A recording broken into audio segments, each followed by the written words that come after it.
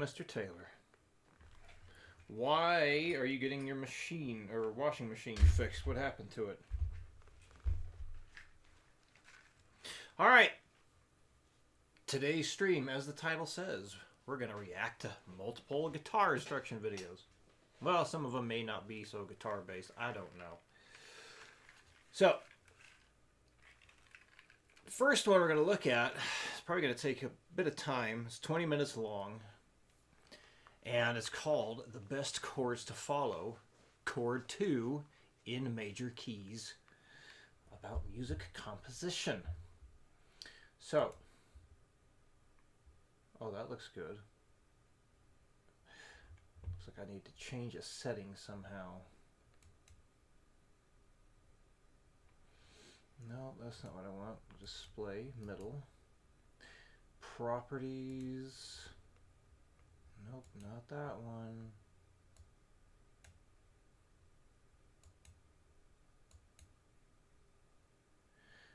Hold on. There we go, that's the one. Alright. Success. So, yeah, that's the first one we're going to take a look at today. By Music Matters. Hello. Ooh, that's a lot of progressions he's got up there already.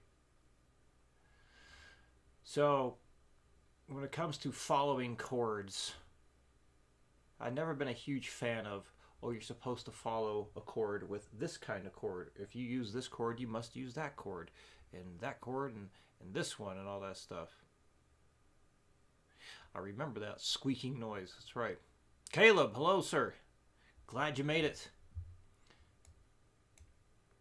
So yeah, as I was saying, typically I'm not a fan of this whole, or any idea that, you know, when you play a specific chord, you have to go to this chord. And once you play that chord, well, you can only go to this chord or that chord. When it comes to writing stuff, go to whatever chord you want. Hello, Plastodon. Good to see you. However, I do find the definite merit in learning just things like this. Like, okay, if you play this chord, try this chord, and then try this other one, and stuff like that. This way, you can try different ideas, learn different sounds you may never have thought of before. So, as far as, you know, what is really the best chord to follow, chord number 2 in any major key, yeah, it's best according to who. I'm sure popular chords, I'd go with that, but, you know. So let's see, and if there's any issues with the sound, definitely let me know. I'll have the desktop audio being played through the stream, and I'll be listening to it on my headphones. Let's see. I'm noticing that the mic I'm speaking into is not picking things up too well. Check, check, check, check, check, check, check. Let's see. What can I do here to help that? I swear this thing changes like every single time I go to stream. You know, you have the settings going well, and then you stop the stream, come back for the next one, and then things are not the same. Hello, Jolu. Good to see you. Alright, so we'll start watching this video once I get some things adjusted here. So I want to gain. What other things do we have here? Compressor. Perhaps the compressor is what I want. Check, check, check.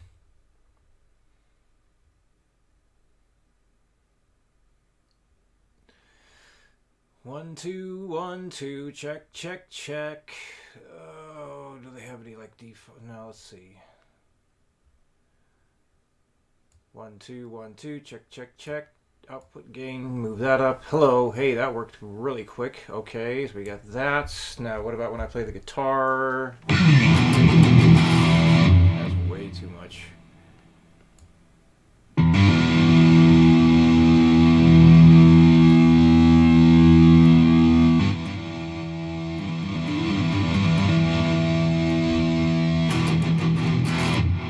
1 2 1 2 1 2. Hey.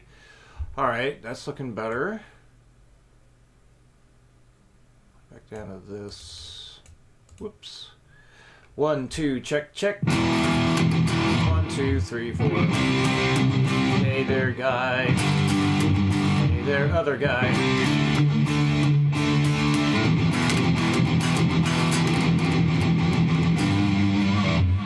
Adjust this a little bit. 1 2 3. All right, does that sound pretty even there?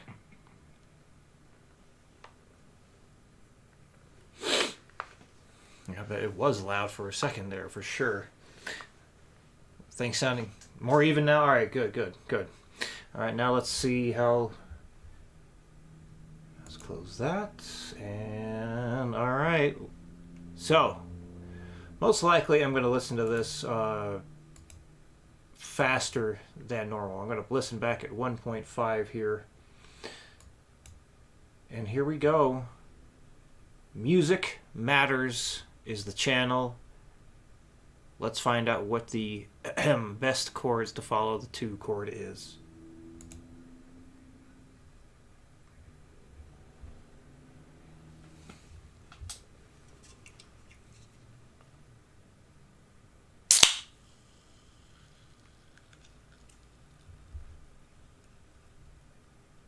I shouldn't have done that. Sorry, video editor. Sorry, stream.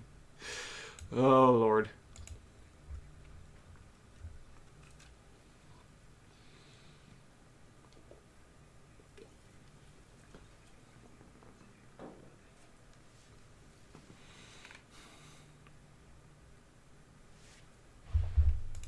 Can't hear the video. All right, thank you. Why can't we hear the video? Let's see. Advanced audio properties. Desktop audio is set to that. I wonder why that does that. I wonder if that's why. Alright, well, if anyone's watching who does streaming themselves, so I had the desktop audio set to track number 2, and I think one day when I was trying to use the microphone directly in front of the amp, and it made no difference when I switched between it and the one I'm talking into now, this might be why. So, hey, if anyone's, you know, does their own streaming and they have this issue, that might be why. Alright, so the track has been changed from the beginning. Let's see if you can hear it now. I'm Gareth Green, and in this video we're going to be thinking about some chord progressions that would follow on nicely from chord 2. It's often something that people ask me about. If I'm writing this chord, well, what would be the best chords to follow on from it? So chord progressions, as we call this. So I'm talking exclusively in this video about when you're going to use chord 2, and then, well, what would be a couple of chords that would follow on nicely from chord 2, regardless of musical style. And you might find that there are some things here that you think, yeah, that sounds very familiar. And there are one or two others that you think, oh, never thought of doing that before. So it might just extend possibilities. But before we get into it, just so we're entirely sure that everybody's happy about what I mean by chord 2 and by these other Roman numerals on the board, let me very quickly just go through an explanation of how this system works. And I'm going to work in the key of C major. And so in a scale of C major, we have C, D, E, F, G, A, B before we come back to C again. And when we're talking about chords, well, we can number off these notes, can't we? So that same scale again, 1, 2, 3, 4, 5, 6, 7. And then, of course, we're coming back to number 1 again. And to form our chords, we have a root, a third, and a fifth. So what do I mean by that? Well, the first note of the scale of C major is C. And so C is the root of chord 1. So if I start with C and then I count up to a third above it, 1, 2, 3, that gives me E. And then if I find a fifth above it, 1, 2, 3, 4, 5, that gives me G. So C, E, G is chord 1. And we know we're talking about chords when we see Roman numerals. That's always the way we indicate chords. So C, E, G is chord 1. So therefore the same thing applies up the scale. So D, F, A is chord 2, the chord we're thinking about in this video. E, G, B is chord 3, F, A, C chord 4, G, D, B chord 5, A, C, E chord 6, B, D, F chord 7, and then C, E, G brings us back to where we started, chord 1. So we're starting with chord 2, D, F, A. And of course what I'm playing now is the basic triad, the 3 notes, but we can turn that into a 4-note chord or a 5-note chord or any other kind of size of chord simply by doubling up on those notes. So if I want to put that into 4 parts, well, I could just put another D on the bottom. Now I've got 4 notes, but I've got D twice, and then I've got F and A, but I could have any other kind of W's that I wanted to. Okay, so without further ado, let's get into the progressions that might well flow on from chord 2. So the first one I've got on the board is 2-1-5. Now you'll find lots of textbooks that say, oh, be a bit careful about going from chord 2 to chord 1. Well, that's true, because sometimes you can end up with what we call parallel movement. So if I just go chord 2 followed by chord 1, I get these things called parallel or consecutive octaves. And I also get parallel or consecutive fifths. So 2-1 is something that some textbooks will advise you against. However, if you can get contrary motion between the bottom and the top of the chord, so as the bass goes down from D to C, the other notes go up, or certainly the top line goes up, then you can avoid all these parallels or consecutives. And that's certainly an issue with some of these progressions we'll be looking at. But if I go from 2 to 1, like this, do you see what I'm doing? I'm using the notes of 1 now, C, E, G, but I've got my right hand going in the opposite direction to the bass, so I haven't got any of those parallels. And then I can go on to 5. So you can hear 2-1-5. Actually works pretty well, doesn't it? Okay, well, what about the second version? This one is 2-1-4. So you've still got the 2-1 issue, but as long as you use contrary motion, going from 2 to 1, and then you can go to 4. So 2-1-4. Now you might think, does that sound convincing? Well, it might do. Or you might think it wants something to happen after it. Well, sure, that's fine. 2, 1, and then you could go 4, 5, 1, for example. And that would give you a really strong progression. So that 4, the third chord, might well lead you on to chord 5 and then chord 1. So that would give you a longer succession of... Okay. I'm gonna change what we're doing here for this right now. Because this video is perfectly fine for anyone wanting to try out these kinds of chord progressions, and especially if you're using a piano, it may not be the best thing for a guitar. So I don't know, I'm thinking, like, should we quickly go through these and just play like the power chord version of it all instead? Well, let's see. I don't know, would that even be interesting? There's going to be a fast one on this video because I'm already thinking like there's not going to be too much for us to react to. It's fine for what it is, but I don't think it's going to create for very good content on this channel. So 2-1-5. So keeping with the whole C major thing. 2-1-4.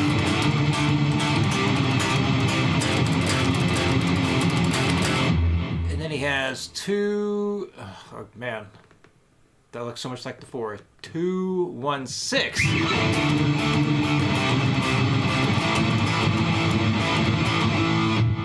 And then he has a 2-1 dominant 7 with the flat symbol in there. Now that one I'm unsure of what he means. Flat what? Oh, unless he just means like going 2, 1, and then flatting the whole chord. Like,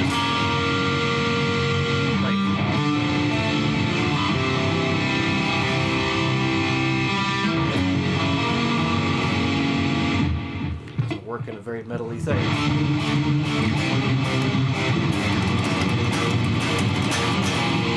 Actually, that did kind of work. 2, 3, 4. Well, that's just...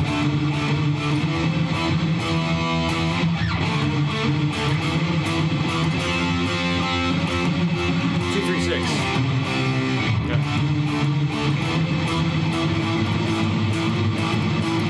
2, 6, 5.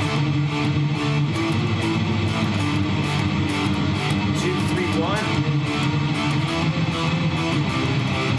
2, 6, 5. No, 2, 4, 5. Wrong. Alright, you know what? I'm getting bored doing this shit. Fuck it. We're out. Next one. Alright, well.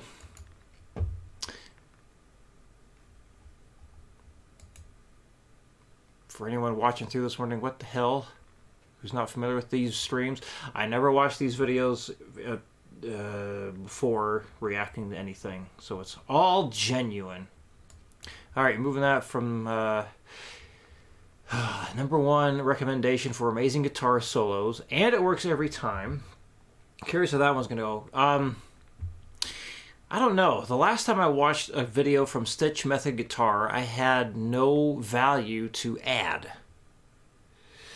So, how about this? Let's have the viewers. Punk rock vibes, yes. All right, everyone who's in the chat right now, I'm going to bring this up. Which one would you like me to check out next? Let's see if I can zoom in on this a bit.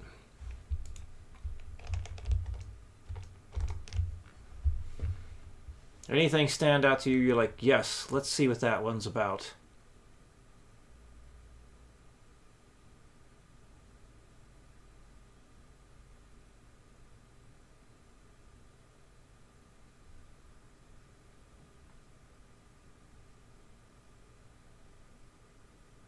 Actually, this one here, every chord symbol possible explained.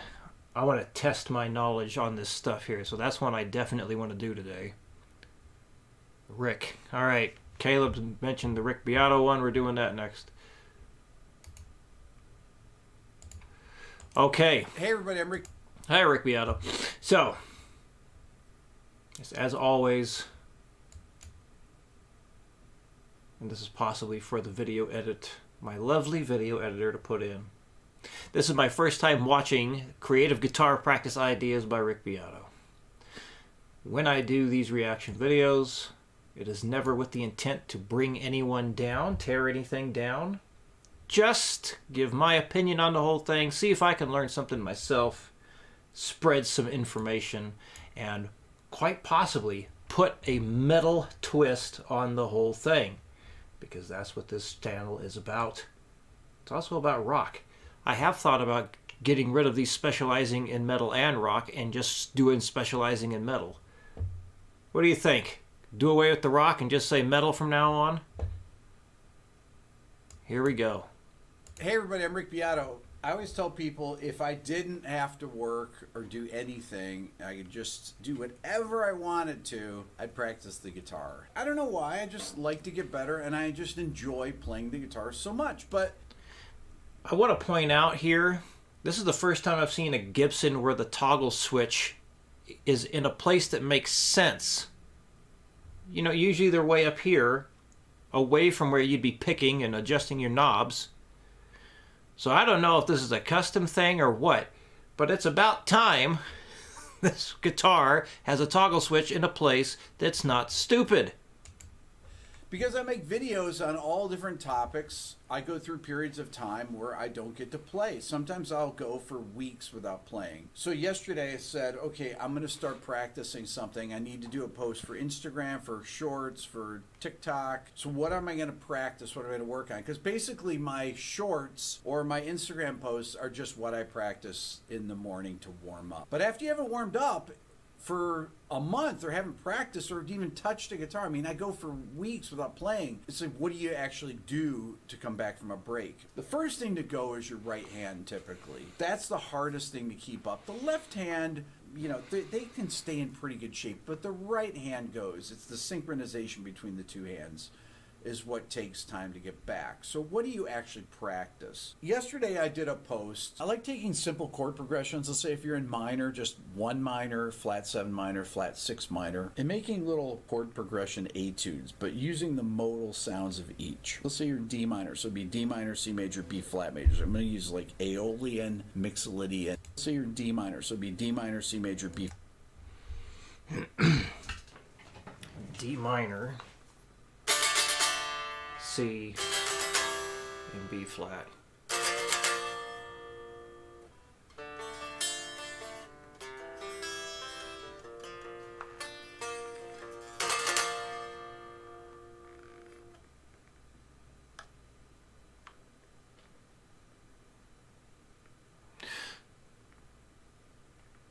So where would be a good place for your volume there?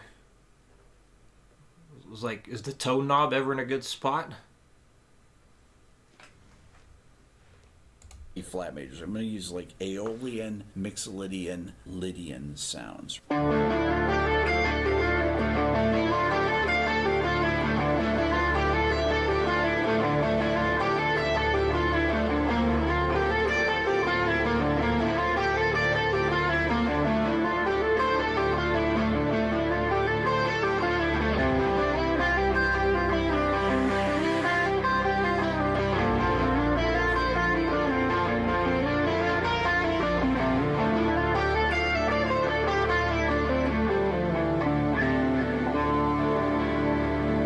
Okay, so this is what I practiced yesterday.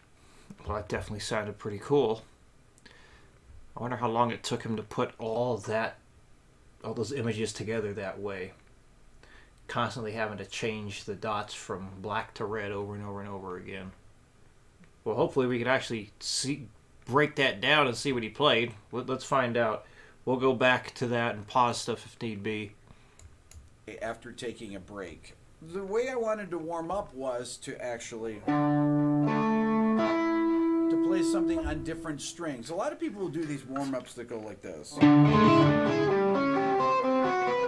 I was in school, in college, that's what people do.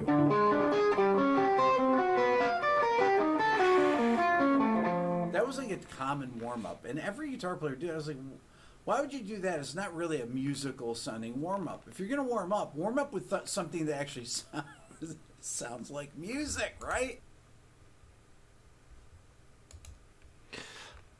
I agree. If you're going to warm up, play something that sounds like music. Play something you enjoy. How do I warm up? If I'm going to warm up at all, I mean, I do. It's definitely not like that. It's usually just...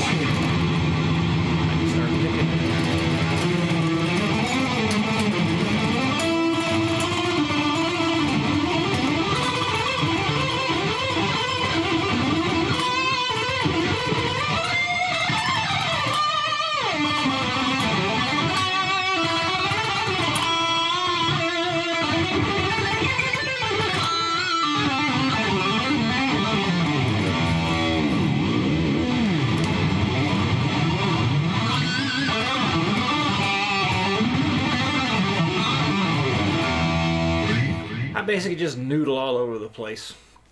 That's how I like to warm up. And then maybe I'll play a song, one of mine, which, man, I haven't done much of my own stuff in a while. I got the same few songs, just I'll play here and there. You know, Rick Beato talking about he'll go weeks without playing because he's got so much other stuff to do. It's like, yeah, I got so much stuff involved with Mile High Shred that, devoting time to my own thing. It doesn't really happen right now. It's kind of depressing. But I have a feeling things are on the way to changing very soon. Especially in June. That's going to be a huge plus right there. I mean, that's kind of makes sense, doesn't it? Don't practice stuff you're never going to use. I have an old saying, practice, and it's probably not my saying. It's probably something one of my teachers said to me, but I always would tell my students, don't practice what you know, practice what you don't know. But then some students would come back and say, well, how do I know what I don't know? Okay, well, that's a good point, right? So I always thought that was funny. So I said, okay, I'm going to practice something that uses some string skipping so that my alternate picking gets used to moving across the guitar neck. Okay, so I picked this shape. That's a D sus2 chord, or D sus9. And I alternate pick it. I don't have to alternate pick. I could do that, but I like the sound of alternate picking, and once again, that's what gets my hand in sync. But I did this. That's really like a D minor 9 sound, pretty to the ear. So I went. I would argue that is a D. Well, let me see. What is that?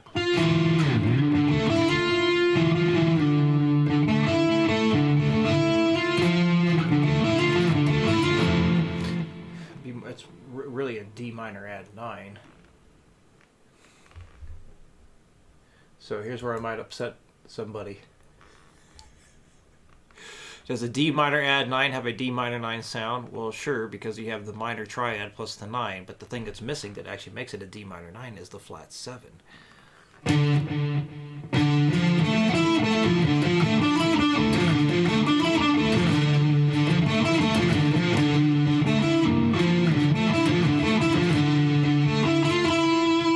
Playing the root note, 5th interval, octave of the 2, so technically 9.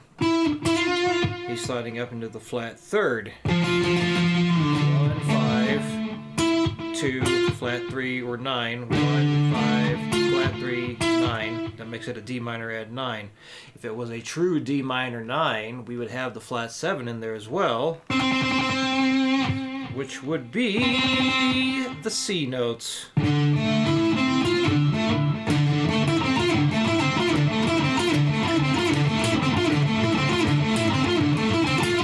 That would be a D minor 9. But maybe he'll throw in the flat 7 in just a second. Hey, let's check out the comments. Learning and practice are different, right? I agree. Learning and practice are different. I feel they are. Learn what you don't know. Sure. Practice what you don't. I mean, yeah, you can't practice what you don't know. Practice what you suck at. That I completely agree with. And that's how I run my lessons. I find out what my students suck at, and we make them suck less. Let's see. Be happy you can play still. I've been unable to play for months now. Jesus. Multiple surgeries, neck, arm, and hand. God. Sorry to hear you got to deal with that. Yeah. I'm taking preventative measures myself. This is not for lifting weights anymore. This is just for playing guitar and giving my tendons some help there so it doesn't feel like stuff is slipping around in there anymore. It's disgusting and scary. And I have a cyst inside my frickin' pinky. Getting old. God damn it. Anyway, so playing guitar for over 20 years. That's a lot of wear and tear. A lot of wear and tear on somebody. Hey, let's continue on here. That was disgusting. Then I saw, okay, I'm going to add some more strings in there. And How did I do that wrong? Oh, we hit that note? here, so I went. Then I saw, okay, I'm going to add some more strings in there. Yes, he did. He went all the way up to the F.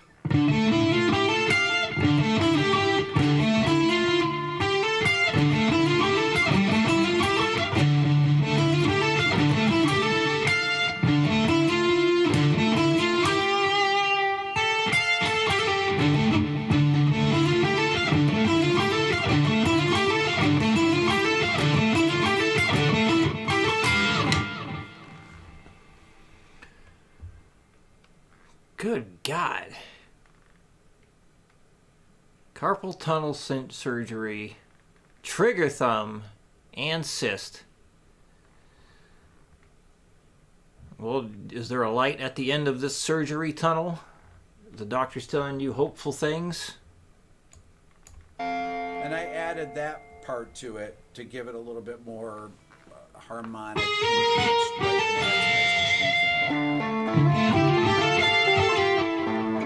Thinking of it like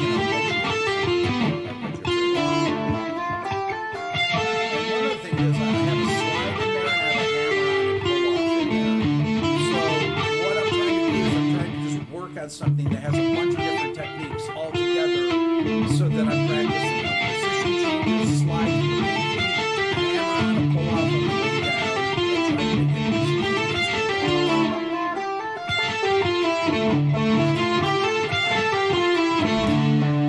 Then I was like, okay, well, I needed to go somewhere, and the next thing I played was I just changed the top note.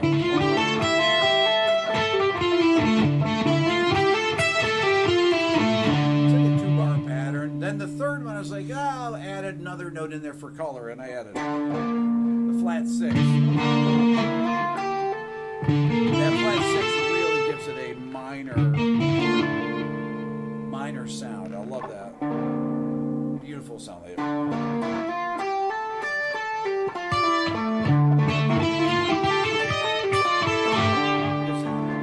That's and then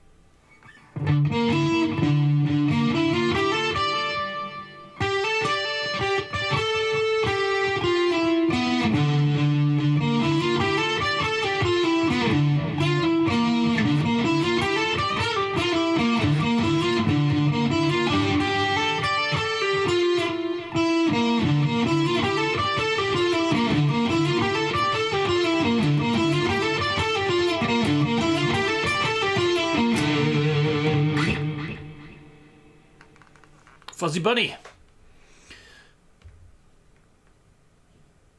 Yeah, well, hopefully it does. That'd be an absolute nightmare for me. Not being able to play and also not being able to work. I'd be in some serious shit. Glad you think so, Fuzzy Bunny. Am I still taking students? Well, yes. My availability. You can find it. Well, just go to milehighshred.com. So if you look at the sign up for Skype lessons part, I'm just link you directly to it.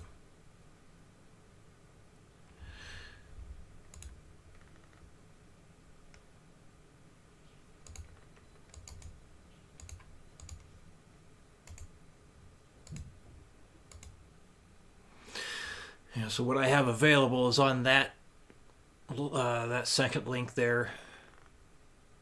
And for those that, like, if none of my time slots work, we always have the option to do the video correspondence thing as well. Just send stuff back and forth. Alright, let's continue on here. You're welcome. Then I did on the fourth phrase.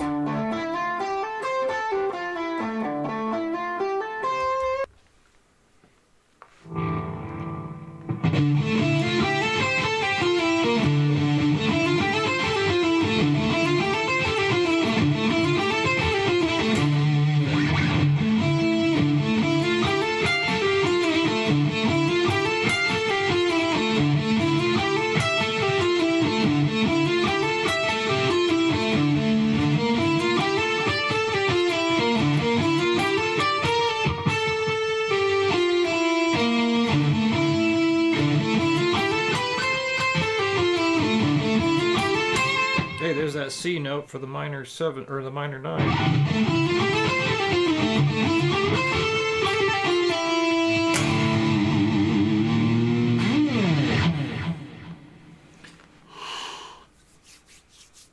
Yeah, keeping everything in good shape. Sometimes it's hard to decide, like, well, what should I do? Like, what's actually causing more damage than good? But wearing this wrist strap has definitely been helpful. So my top note's going from this to that to that. It's descending, right? Second time. Third time.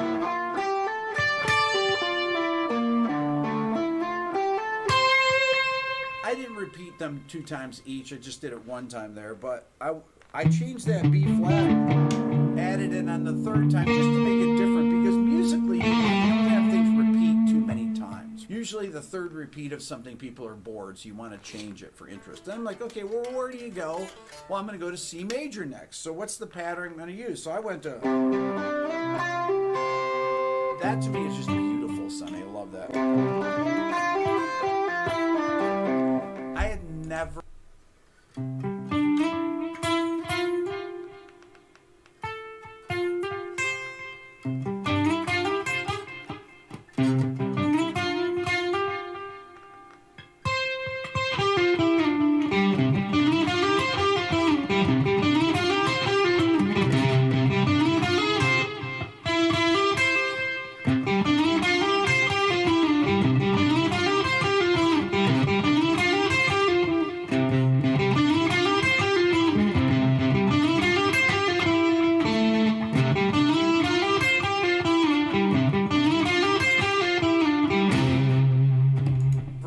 played that before yesterday. I literally had never played that phrase before yesterday. I use the same shape. It's the same. I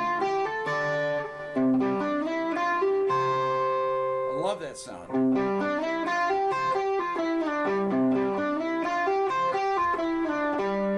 Then I went down to B flat. Let's go over the theory on that one. Come on, mouse, where the heck are you? Let's talk about what those are being played. John, hello. Good to see you on. Chad. Well, hello there. Been a while. Can't say all is good. A lot is good. How are things going for you?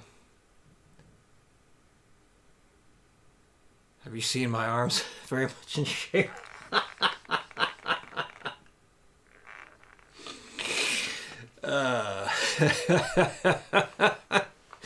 Shit. Oh, Caleb, thanks. Shit. Anyway. Alright, so what's he doing here? You got the roots. There's your 5. There's the 9 again. There's your major third. So we got the foundation of a add 9. C major add 9.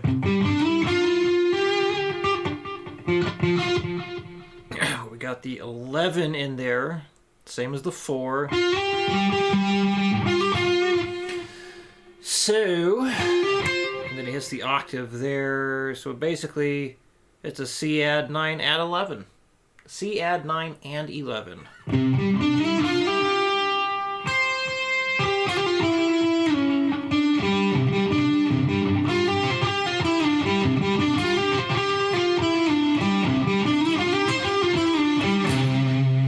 Now, how could we actually strum that as a chord? Well, we start with our C chord. We go into a C add 9 next. We need the 11, which is going to be an F. We could play that in a couple places. There we go.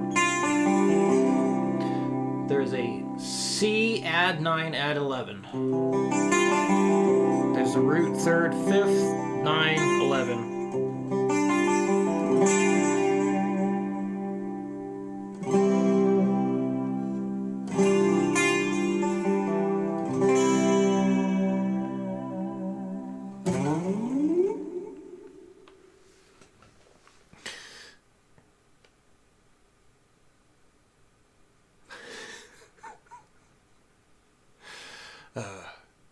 And that moving to a faraway land just to get sitting back in, huh? Where'd you move to? I have recently moved to Cheyenne, Wyoming. And in June, I'm moving again. Ancient Spirit Music, hello. Hey, whatever happened to that Locrian Mist interview you wanted to do? Tennessee. Yeah, that's pretty far from here. Job related, I take it. All right, let's continue on here. Then I went down to B flat. I did that same thing with add 9. Then I was like, okay, well, what am I going to do here? Then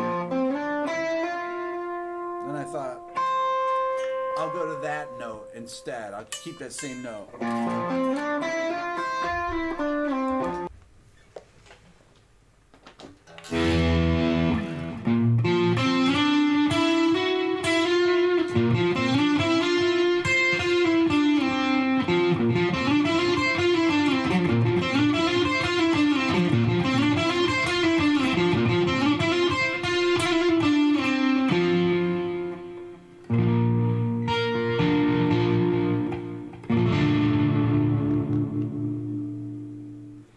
Go back home to California. Also family related for me. Well, hopefully family related in a positive way. Positive for me. Let's see. What was that chord he did there?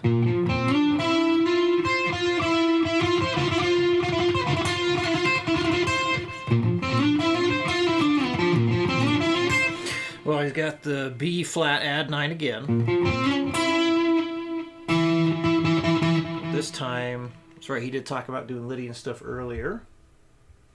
So he's got that sharp 4 or sharp 11 in there. Roots, 5, 9, whoops, major third. That is the sharp 4, octave of the 5. And then he's hitting the 9 a second time. So very similar to the other one.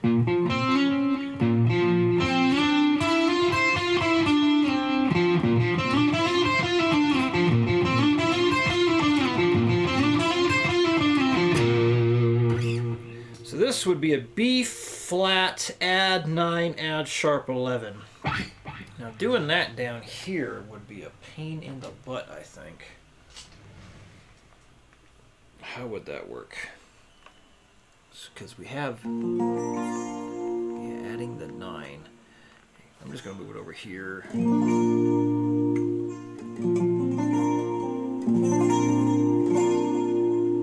do we need that sharp 11? Oof. Could I hit that?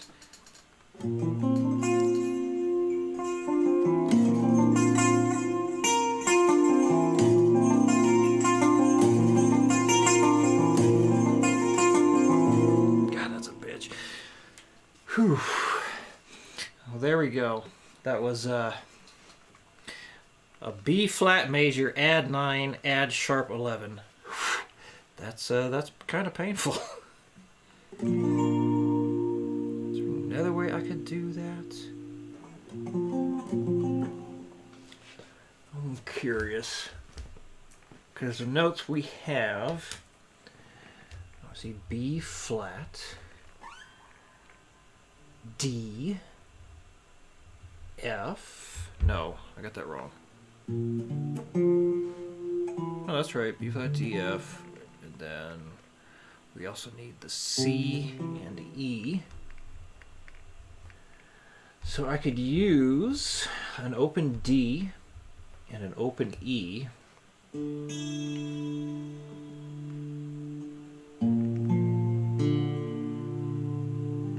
Okay, so that crosses off the B, F, D. Now I just need a C note. We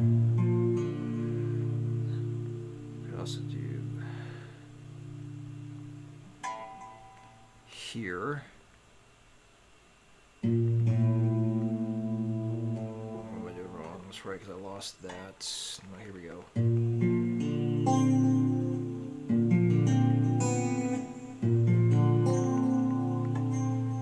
What could I hold on that string that would be easy?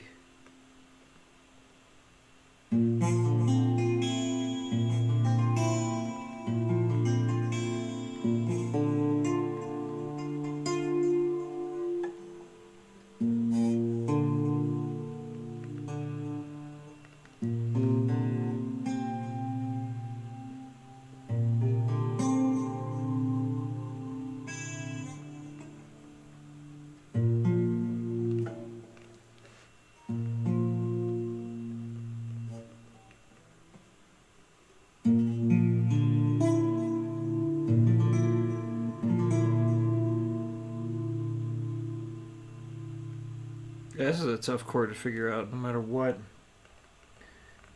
B,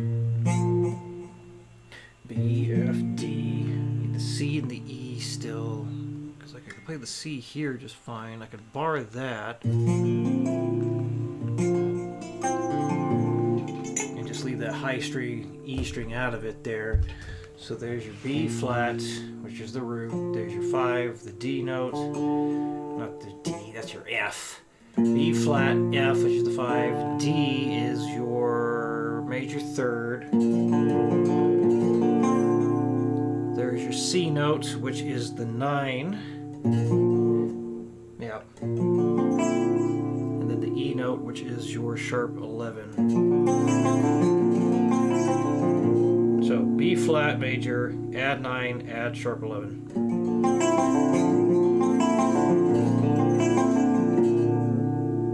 That is what he arpeggiated. For the second time.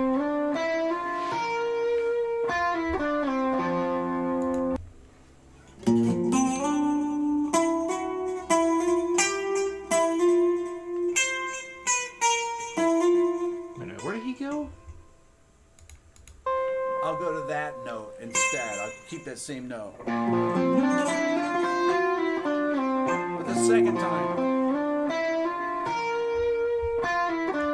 I just hit the B flat on this B string.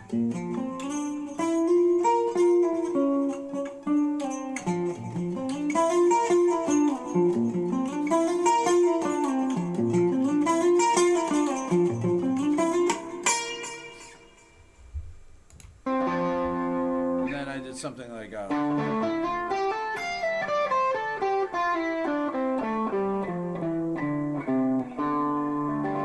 it ended on this beautiful D minor.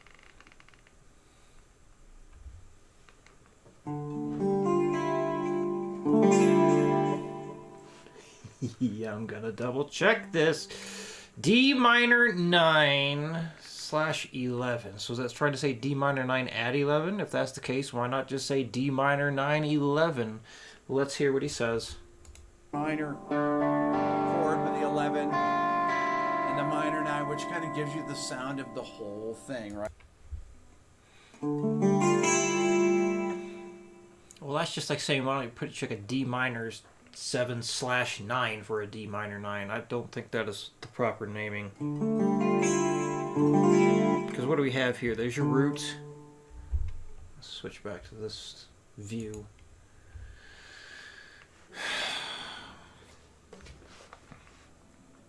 Because there's your root, there's the 5. G is the 11, or 4. There's your minor third, and there is your 9. So calling it a D minor add 9 add 11, or D minor add 9/11, that, as far as what I've learned, would be the correct way to name that. Because he's missing the C note to make it an actual minor 9 or minor 11. How would that go? I don't even know. We might have to cut out the 5th interval for something like that. Because a D minor 9 or D minor 11, the full thing would consist of D, F, A, C, E, and then frig. Boy, I'm having a brain fart. And then the A. I already had the A. No, the G note. D, F, A, C, E, G. D, F, A, C, E, G.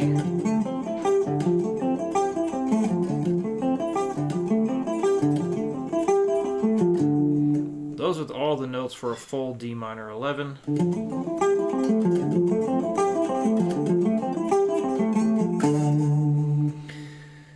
The way I was taught to play 11th chords is you just add the 11th interval to a 7th. The 9 is not necessary. And sometimes, well, we have to cut some stuff out for guitar chords because we are limited with fingers and strings. Because, like I said, a D minor 7 would be this. So just adding in the 11, you can just do this. Or play a D minor 7 like this. And then, that's not a D, that's a C. There we go, D minor 11. So we can add the 9 in up here, actually.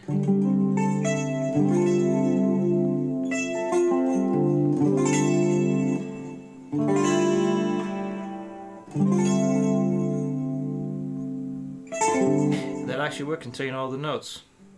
Because there's your root 4, or the 11. There's your flat 7.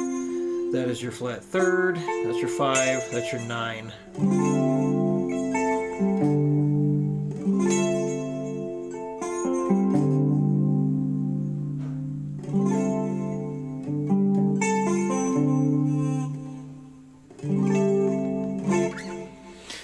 Anyway.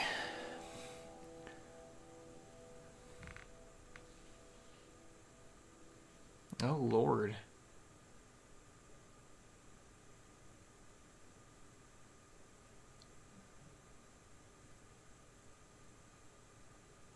Well, very sorry to read that.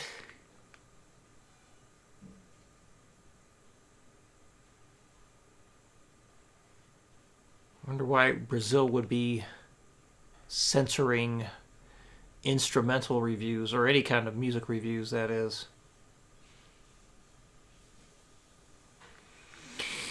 Well, good luck with all that, especially a spine injury, too.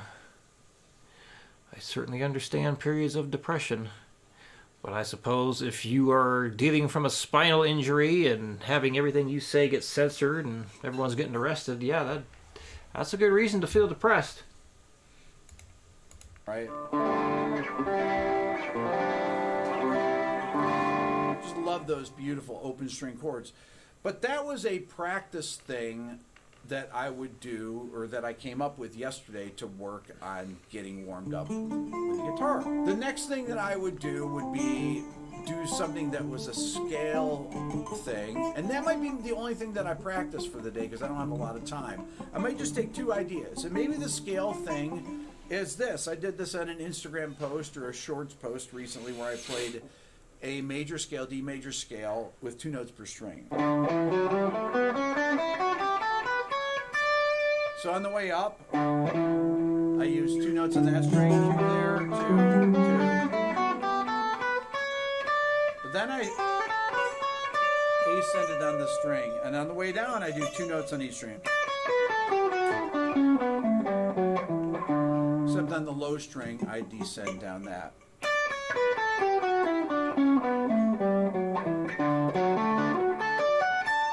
Finish off with an arpeggio. This is really kind of an optical illusion in a way, right? Because as I'm ascending, my hand's going back this way.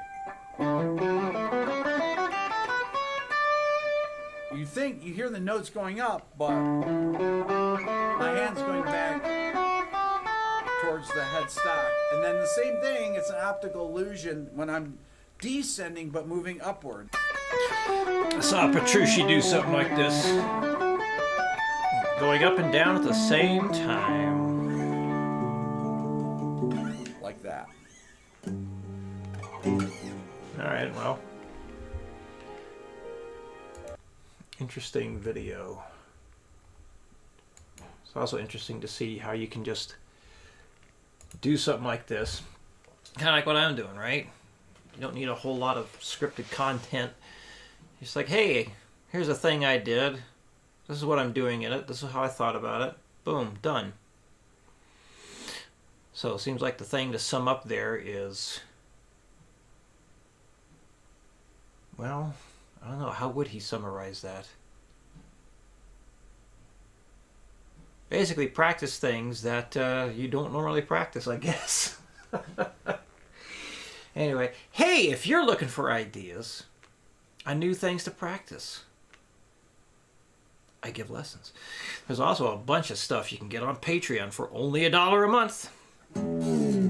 Over 100 different lessons. I need to know Gustavo. Oh God, how do I pronounce that? Guerra, perhaps. Guerra, Gustavo Guerra from Brazil, great guitarist. Well, I do not know him. But if you want to send me some links, email them to me. I will check it out. Okay, so, well, there's one video we got to check out. We're going to do at least one more. I think I'm going to do that video on like all the symbols and whatnot of chords. So, I need to hit the restroom. I'm going to go punch it. So, I will be back very soon. Where is that? Boom. Hooray. That's not what I want. Why is it down there?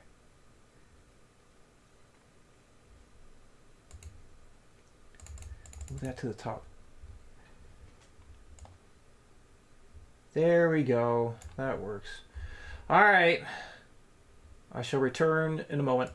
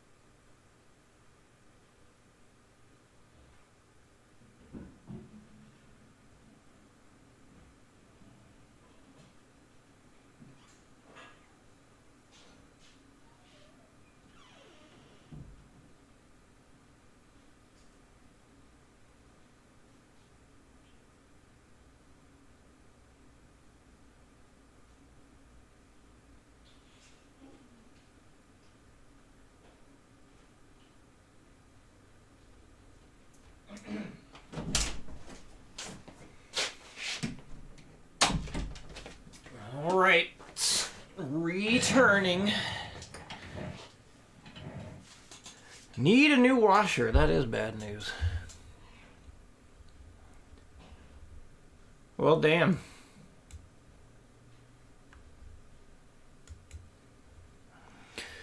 Well, hopefully getting a new one's not too much of a setback. I know you can get one for less than 1,000. Or even less than that, too. Dryer's still working fine. I suppose you've had that dryer, you've had that washer for what, how long now? 15 years? All right. I'm gonna remove that video from our list.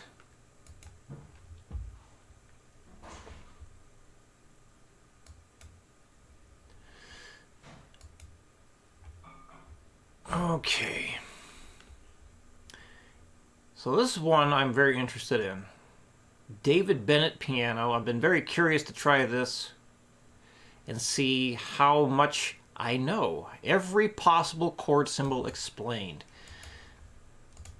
I know there's some pretty obscure symbols out there. Stuff that like nobody ever uses. And I've only seen in like my chord theory books that I was taught out of. I'm going to keep a tally of what I get right, what I get wrong, and I'll share that tally at the end of this. So, as always, this is the first time I am watching this video, and this is called Every Possible Chord Symbol Explained by David Bennett Piano. And let's see, how many of these things will I know? And how many things will you know? 16 years old dryer or washer, you know? Part of the washer, so you have to replace both the washer and the dryer?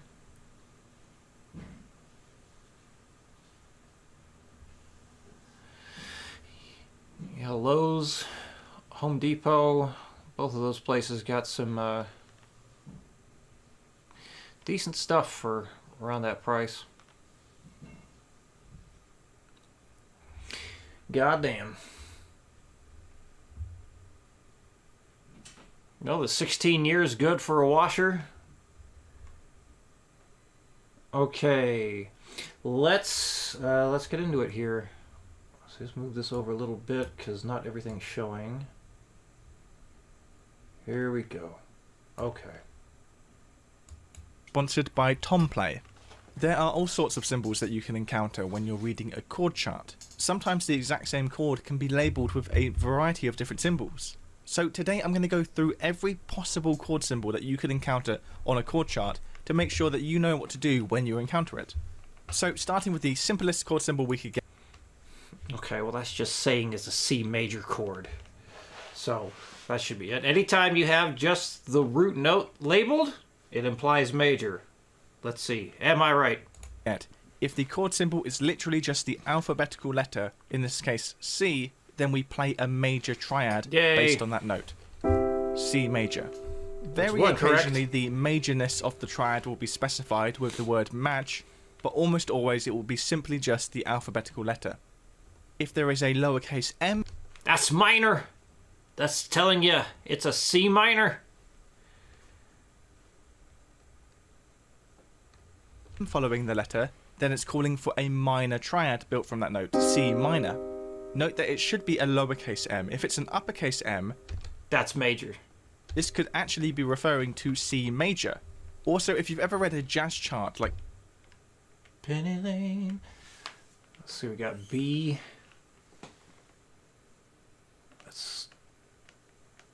Why does the M look like that? Could be G sharp minor 7, C sharp minor 7, F sharp 7 suspended 4. Oh Lord. That to this.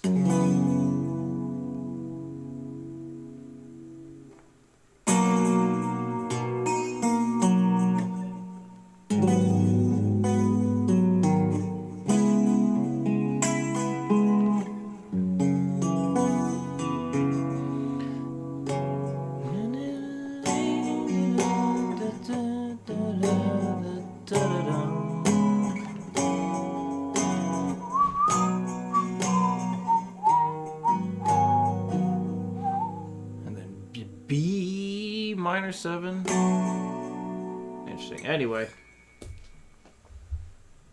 Like from the real book, you'll know that another way of writing a minor chord is with a subtraction.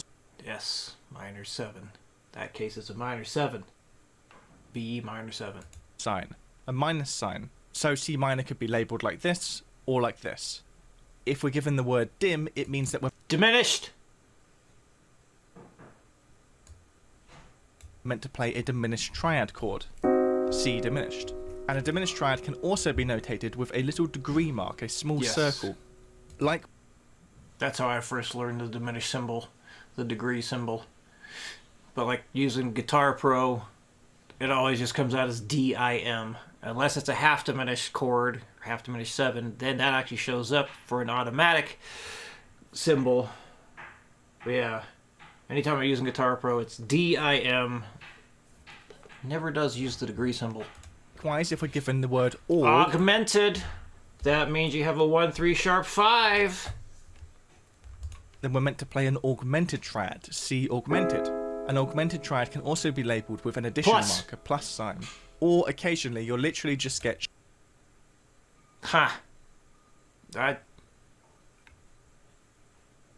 See, if I saw that, I would be questioning if it's adding in a sharp 5, like a 1-3-5 sharp 5, but I guess in that case you would just write C major flat 6 instead. Anyway. Sharp 5 written in brackets after the chord name, indicating that whatever chord is here, you should sharpen its 5th degree, which is ultimately what an augmented chord is. If the chord symbol is followed by the words... That is suspended. C suspended 4. That is a 1-4-5 interval. sus4, it means that you're meant to play a suspended 4th triad. If it's a... Okay, this is the second person I've heard call this a triad chord, but I was taught that this is not a triad. I was also... I mean, pretty much anywhere you look online about what a triad chord is, it says it's a 3-note chord built by stacking thirds, combination of major and minor thirds. And that technically, even though it's a 3-note chord, a suspended chord is not a triad. But this is the second. Beato, oddly enough, Beato's the first person I've ever heard refer to a suspended chord as a triad, and now the second one. So we watched watching 2 videos today with 2 people who refer to as a suspended chord as a triad. Interesting. Take care, Plastodon. Good luck with everything. Says sus2, then you're meant to play C suspended second. 1-2-5. A suspended 2nd triad. And interestingly, if it just says sus, sus4, it's referring to the sus4. Sus4 is the more common and kind of default suspended chord. If there is a 7 placed after... That is a dominant 7, C dominant 7. That is adding a flat 7 or minor 7 interval to a major chord. Your letter. Then it's asking you to play a dominant 7th chord, C dominant 7th. We don't have to write the word dom or dominant. If it says 7, it's assumed that it's a dominant 7th. The same applies for minor chords. If it says C minor 7, it's a C minor plus a flat 7th. Then we're meant to play a C minor with the dominant 7th on it. Now, if we want a major 7th, that'd be 1-3-5 plus a major 7. Instead, that will be specified. It will say Maj 7.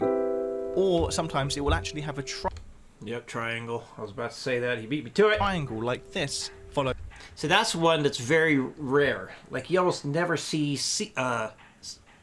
triangle 7. Nobody uses that. By the number 7. This triangle, particularly in jazz charts, means major. Perhaps that's why I don't see it. Because I don't play jazz charts. I guess that would make sense now, wouldn't it? So that's a symbol you definitely do not see in Guitar Pro, which I use all the time. And occasionally you'll literally just get the triangle for C major 7. And that will be telling you major 7. So a major 7 chord could be notated like this, or like this. Now, if we want a minor triad... Ooh, C minor major 7. So I was taught...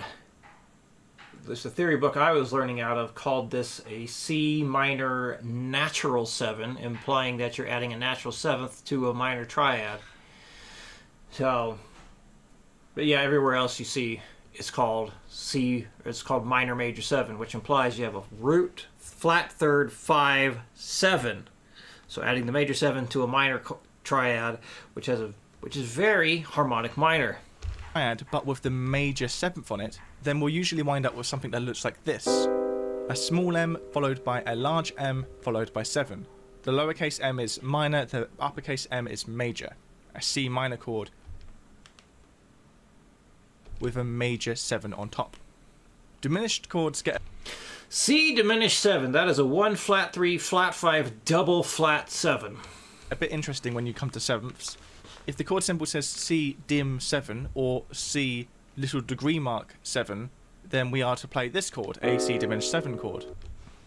C diminished 7 chord, so that would imply, of course you can just look at the notes right there if you can read those things, but that'd be a C, E flat, G flat, B double flat. So we start with the C major, turn it into a C diminished, and then there you go, C diminished 7.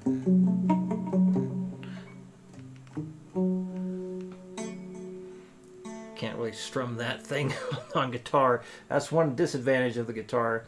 You can't play something like this on the screen so easily. Like, there's no way in hell I could ever make a stretch like that. If I did, I guess that's one way. Not practical in the slightest. Alright, Mr. Caleb. Enjoy being a father.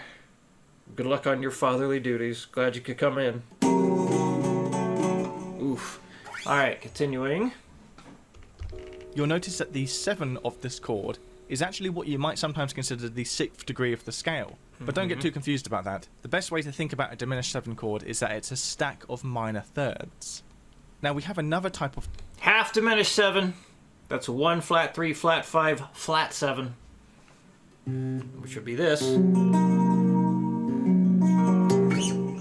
Diminished 7 chord, which is the half diminished 7 chord, which will be notated with this weird symbol, the degree mark, but with a little line through it.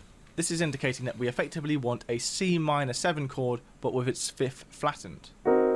Also known as a C minor 7 flat 5. I wonder if he's going to say that next. That's a half diminished 7, C half diminished. And sometimes to avoid confusion with this weird symbol, this chord is instead simply labelled as C... BAM! BAM! minor 7 flat 5, literally spelling out what we're meant to do. A C minor 7, but you flatten the 5th. Yep. Now that brings us to 9s, 11s, and 13s. That was a C dominant 9, dominant 11, and dominant 13. Oh boy. Let's see, how's he going to fly through these? What you can call upper chord extensions. And with these chords, we get some fairly interesting rules. If we get C9... So... 1, 3, 5, flat 7, 9. Well, let's see what he says. For example, we don't just take a C chord and add the 9th degree of the scale. That'd be a C major add 9 if you did. That would actually be C add 9. Boom! I'm going to give myself a tick mark for that. Instead, if it just says 9 and doesn't say the word add, we have to stack up to that 9th. I.e., we have to add in the 7th degree as well. Flat 7th degree. So perhaps a more accurate name for this chord would be C7 add 9. But we don't write that, we just write C9. If it said C11... That'd be 1... If you include every single possible interval, that is 1, 3, 5, flat 7, 9, and 11. We once again stack up, this time including the 7th and the... Flat 7th, not a 7. 9th, on our way up to the 11th degree. If we just wanted the 11th degree added on top of a C chord, C add 11. we'd write C add 11. And the same thing applies. 1, 3, 5, flat 7, not 7th degree, flat 7th degree. There's a difference, big difference. I'm surprised he's saying that. I'm a little disappointed. Anyway, it's like saying the 3rd degree is the same as your flat 3rd degree. Like, no, it's not. It's a huge difference. Anyway, dominant 13, 1, 3, 5, flat 7, 9, 11, 13. Those are all the possible intervals, which also is all 7 notes. See, in this case, we're doing the dominant there. That would be the 5th mode. That would be C Mixolydian, which would be in the key of F. That's every note in the key of F major right there. As for 13, we stack up the 7th, 9th, and 11th on our way to the 13th. Now, as you can see... Now, if it was actually a 7th degree, a major 7th degree, then it would be a C major 13. This has resulted in a very tall and dense chord, which is why, although this is a theoretically full, complete C13 chord, in practice, not all of these notes will be played. As I was taught, if you're going to play a 13th chord, or like an 11th chord, you just add that 13th to a 7th chord. So like 1, 3, 5, 7, 13. Or in this case, dominant 13, it would be 1, 3, 5, flat 7, 13. The 5th degree or the 3rd degree will sometimes be omitted.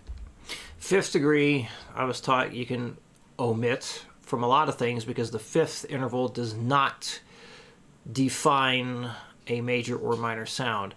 Taking out the 3rd degree seems kind of odd to me. I would think you would want to keep that in as much as possible because it defines that major sound. Taking out the 5th interval, sure, but why the 3rd? Interesting. Which takes me on to the chord symbol omit. Aha. Omit. Well, I mean, he just basically explained what that was. I didn't have a chance to say it. More commonly, or what I commonly see more often, is no 5. So it doesn't say omit 5 like when I'm using Guitar Pro. It'll say no 5. Saves a lot of room. And usually people don't say omit. People say no, none. 9. So yeah, C7, sus4, no 5 would just be a 1, 4, and a flat 7. So let's see. If we took, let's do it over here. And we turn it, no, actually, let's see here. There's your C dominant 7. Replace the 3rd with 4. But we want to get rid of the 5. So we could do that. And just play those 4 strings. Or... just stack it up like that. 1, 4, flat 7. Anyway. If we saw this chord symbol, it's telling us to voice this chord as usual, but to then remove the 5th degree. Sometimes rather than the word omit, you'll get the word no. Although I sometimes find this confusing because I think of no as number. 5. Yeah. So sometimes when you want a note removed from the chord voicing, you can specify that by saying omit or no. But actually in practice, if you wrote a C13 chord on your chord chart, a lot of players will omit notes from it anyway. Now with upper chord extensions, we could... So that is a 1, 3, 5, flat 7, sharp 9. I think this may be the chord that is often referred to as the Hendrix chord. Is it that one, or is it... It would be that right there. Because there's your 1, 3, flat 7, sharp 9. If I did it over here, I'd have to play it like this.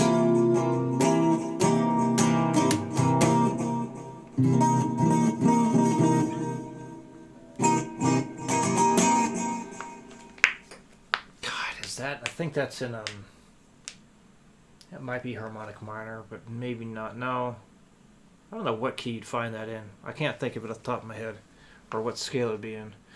But yes, taking a dominant chord and adding a sharp 9 to it, which is also a flat 3rd. in terms of the distance from the root note. Or you could say sharp 2. Anyway, whatever, let's continue. Also have alterations. We can have sharp and flattened ninths 11. Yes, a flat 9, flat 11. Oh my goodness, it's going so quick. And 13ths. And for this, we once again have to remember the stacking rule. If we wanted to label this chord, for example, which is a E13 chord, but the 13th degree has been flattened, we can't actually call it E flat 13. Okay, here we go. Time to test it. If we're going to include everything there, if we include everything, then it would be an E11 flat 13, because that implies that you have everything in a normal E11 chord plus the flat 13. I wonder if he's going to say E7 flat 13, or if he's going to say E11 flat 13. And this is because of the simple misunderstanding that could happen where someone thinks you're saying E flat 13. Yeah, but if you put the flat 13 in parentheses, then it should imply that you're playing an E plus a flat 13. But then again, that's basically saying you're playing an E major with a flat 6. Rather than E with a flat 13 on it. So instead we call this an E11. Ah, got it. That's definitely got a tick mark there. Bam. Flat 13. Because that's what it is. It's an E11 chord with the flat 13 added on top. And as you can see from what I've been writing, these alterations are usually put in brackets to make it clear that they're separate from the main chord type. Now, what do we do with this? What do we do with it? That's 1, 3, 5, 7, 9. So let's take in a major 7 and adding the 9th interval.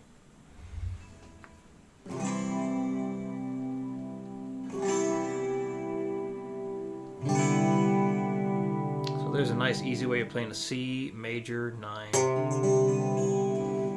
So what's another way I learned how to do this?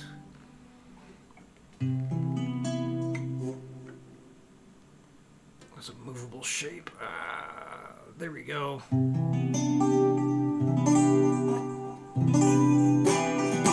It's another way of doing a C major 9. It's called C major 9. Well, we do the exact same thing we did with C9, but rather than stacking up a dominant 7th like we did last time, we stack up a major 7th. The major here in our major 9 chord isn't actually referring to some sort of major 9th. It's referring to the 7th within our chord, the 7th that we're going to stack up. Regardless of whether it's C9, C major 9, or even C minor 9, the note we add, the 9, is always the same. And that also applies with 11 and 13. A C major 11, for example, It's 1, 3, 5, 7, 9, 11. which for fun let's put as a triangle, is just like a C11, but the 7th degree is a major 7th, not a dominant 7th. Tomplay is an app that gives you access to over 40,000 pieces of sheet music. I bet it does. If the chord symbol were given, That's the root and the 5th. Metal chords. Metal chords. C's and G's. C's and G's.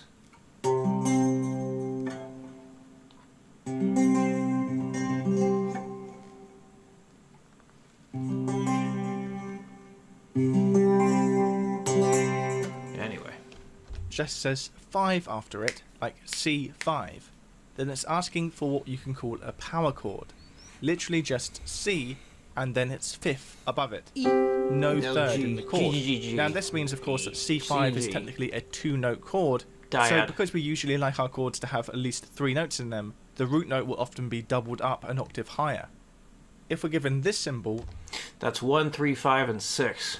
Then we're meant to play a C major chord with the 6th degree added on top. There's another check mark. Well, I guess I got 2 check marks there. The power chord and the 6th chord. You can basically think of it as saying add 6, but we just don't have to write add, we just write 6. Now this is a common point of confusion. If it said C minor 6, that's a 1 flat 3, 5, and 6. We still add the 6th degree of the major scale, not the 6th degree of the minor scale. It is kind of weird that it's done that way, but you know, you got flat 6s that are going to happen in certain chords. I wonder if he's going to address that. And the confusion's occurring there because of the way that chord minor sounds. 7. When I say C minor 6, I'm not saying a C chord with a minor 6 added on top. I'm saying a C minor chord plus with a the 6th. 6th degree on top. If I did want the minor 6th degree on top, then I would have to specify that. So I was taught you write C minor flat 6. What's he gonna say? By writing flat Bam! Bam! 6. And I could do that simply by just putting in brackets flat 6, or to make it extra clear, I could write the word add as well. A similar type of chord you might... That is a C6-9 or a C6 add 9. That was a 1, 3, 5, 6 plus the 9th. Those are really nice sounding chords too.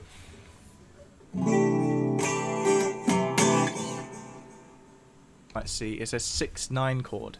A C6-9 would be a C6 chord with the 9th degree added on top. So a full name for this would be C add 6 add 9. A chord symbol that only really occurs in... Now this I have no idea what it means.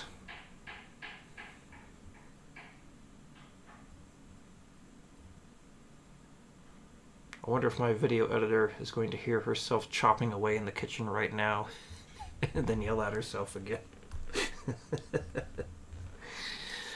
Alright, so this one I don't know. I have no idea what the hell alt is. So I gave myself a tick mark in the no section.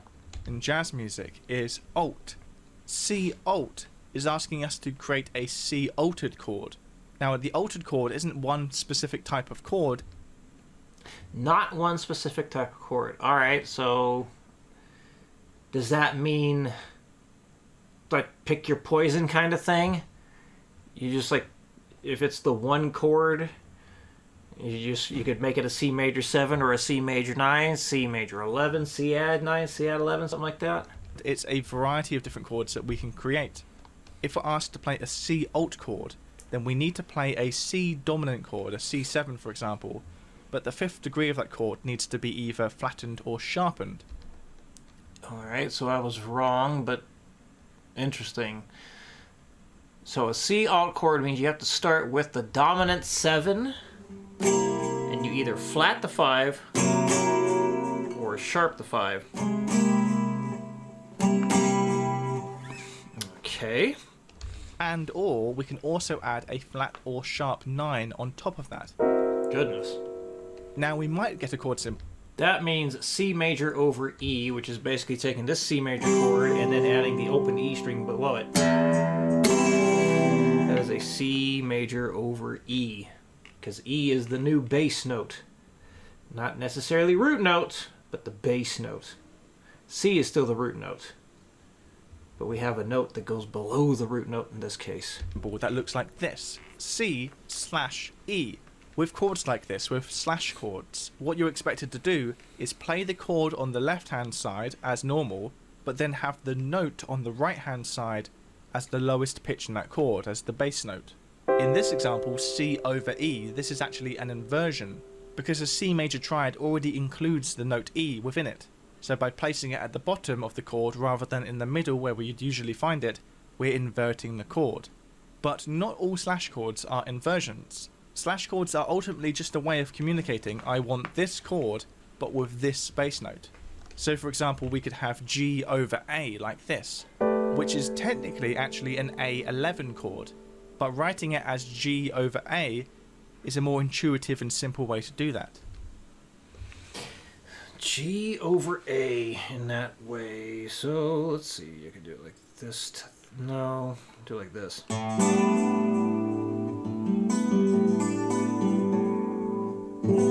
Because there's your G chord over the A. But saying A11, something's being omitted here, or is it? Because A11, A dominant 11, that doesn't sound very dominant to me. An A dominant 11 would be an A C sharp. A11, yeah, I have an A C sharp. A C sharp E and G. But that doesn't have a C sharp. Because that's A. There's your flat 7, the G. There's your B note, which is the 9. There's D, which is the That's the 11. It has a 9, not a sharp. So, no, that's... what the hell would you call that? It doesn't have the 3rd in there. So it's a type of suspended chord. It has a... This is an A7 sus 2 sus 4. A7 sus 2 sus 4. Not an A dominant 11. It doesn't have the major 3rd in there, so it can't be a dominant 11. Unless there's some weird-ass rule out there I'm unaware of. But without the 3rd, it's not a dominant chord. At least that's how I was taught.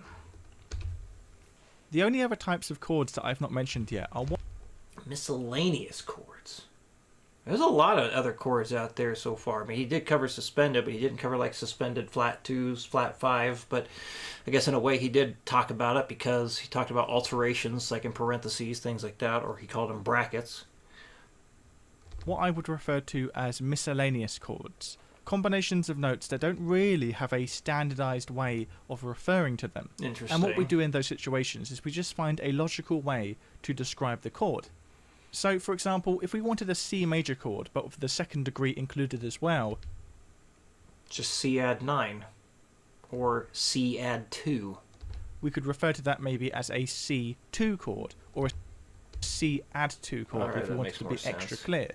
So now let's put our knowledge to the test and see if we can label some of these chords. So let's start with this one. C, E flat, G, B flat, F. Alright, I'm going to write that down. I wrote down 2 tick marks for no, like I didn't know 2 different things. But I thought it was just the alteration thing. If anyone watching right now remembers, did I actually get 2 things wrong? I thought it was just the alteration I didn't know. Because I didn't know alteration, then I got what he was going to say wrong. Oh, hell, I don't know. Alright, let's go back. I want to get these note names down and see if I can put my personal knowledge to the test here. So we got... Label some of these chords. So let's start with this one. C, E flat. C, E flat. G. G. B flat. B flat. F. F. Alright, well, C is the root note. E flat is your flat 3rd. G is the 5. B flat is a flat 7. And F is your 11. So I'm going to say he's going to have one of 2 names here. He's going to call this a C minor 11, which is how I was taught to call this type of interval combination. Or he's going to say C minor 7 add 11. Most experienced players will be able to recognize minor and major triads when they see them. And for example, here at the bottom of the chord, we can see C, E flat, and G, which is a C minor triad. So that's a good starting point. Now we just need to factor in the B flat and the F. Well, the B flat is the 7th degree. Flat 7th. C, E flat, G, and B flat is a C minor 7 chord. Okay, so we've got C. That's really bugging me. He keeps calling it a 7th degree. It's like, it's not... Again, is there like something that I'm missing here? Something I was not taught properly? Or is this like is he saying it wrong? 7th degree, to me, it means it's the 7th note of a major scale, which is a half step below the root note, or half step below the octave of the root note. That's the 7. You can't have the 7th degree be both a half step and a whole step below the root. It's one or the other. It's like just like the 3rd degree would be up 2 whole steps from the root, not a step and a half. They're 2 different things. C minor 7, what about this F? Well, the F is the 11th degree of the scale, so we can simply write C minor 7, add 11. Yep, got that one right. And now all of the notes in this chord are accounted for. The thing is though, when it's not simply a major or minor triad, most chords will have more than one way that you can label them. Yeah, there's tons of ways to label things. It really depends on what you consider the root note of the chord to be, and then that will determine how you end up naming what it is. So, learning how to name things all kinds of different ways can help you communicate with other musicians much more easily. So long as the musician knows that stuff as well, because when it comes to metal guitar players, well, let's face it, most metal guitar players don't know much theory, and if you tell them stuff like this, huh? Oh well. And it's sort of your job to come up with the most sensible and logical name, because ultimately the whole point of labelling the chord is to communicate information to the player. So we came up with C minor 7 add 11 for this chord. But alternatively, you could describe it as E flat add 9 over C. Yes, because E flat being the root, G is the third, B is the 5, F is the ninth interval, and then C is the new bass note. Both of these chord symbols result in the same set of notes in the same order. It just comes down to which you think will be the most logical in the... Lost you a few minutes ago. Well, hopefully you're at least entertained. context of the music.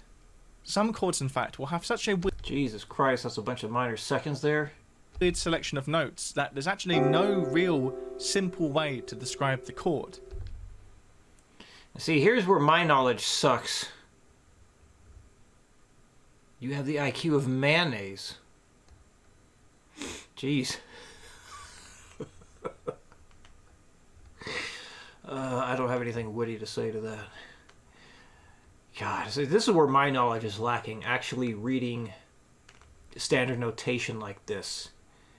Because with, what I do, what I teach, what I play, it's always a combination of the tablature plus the rhythm notation to tell you how long the notes are supposed to ring out. But I can figure this out if you give me a moment. Let's see. I don't know if he's going to say it. Christ. Because, yes, you got the every good boy does fine thing, right? So that note is an E. I'm going to write this stuff out here. So we have an E and an F next to each other. And above that, we have B and C next to each other. The stuff way down there, though, that's the really confusing stuff. Because if that's an E, C, A, G and A. Good Lord. So we have a G, A, E, F, B, C. Now if I put all this in order, let's see. So G is the lowest note, so we have basically G, A, B, C. No D, we have an E and an F. So consider G the root note, A is the 2 or 9, B is the third, C is the 4 or 11, E, it's just the 13, F is the flat 7. So it's just a G dominant 13. That's a G13 with no 5. But if you get in, he's like, oh, but the octaves. So the 9 is in the lower octave and all that. Like, fuck it. We're going to have to bleep that out. YouTube's going to be mad at me for dropping an F-bomb. That's a G dominant 13 without a 5. So, for example, if we had this selection of notes, G, A, E, F, B, and C. Hey, I got it right. So how we started labelling the chord before is we looked at the selection of notes and tried to see any familiar chords in there, like major and minor chords. But this time there's no real starting point that's standing out to me. And this is ultimately because this chord isn't really based on thirds. Most chord types, major, minor, augmented, diminished, 7, 9, 13, etc., are based on stacking thirds up. But once you build chords by stacking up in...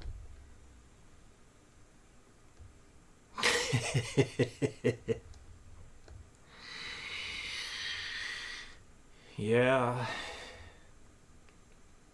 I only dropped the F-bombs for character, comedic value. Yeah, well, heck, it's not like I'm losing much money at all anyway. Like, I may be lucky to get like $100 a year off of YouTube ad revenue. Although somehow I'm getting more views lately, more comments, interaction on YouTube, but the ad revenue is dropping. Like, cool. Intervals, our common naming system begins to break down, and you have to come up with sort of more inventive names to label the chords. So how do we label this chord? Well, what we can do is start by trying to find the notes of a triad in the chord, even if they're not in the correct order. Alright, well, let's see. What kind of triad could we find in there with that group of notes? Well, you do have A, C, and E, so there is an A minor chord in there.